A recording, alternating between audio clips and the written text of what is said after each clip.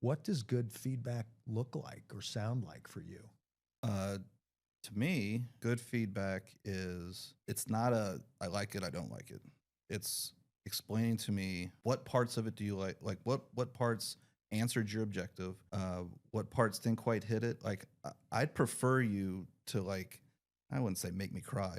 We're sensitive folk, but I would say tell me what's wrong with it. Mhm. I want to hear what's wrong with it so I can correct it for present and future projects.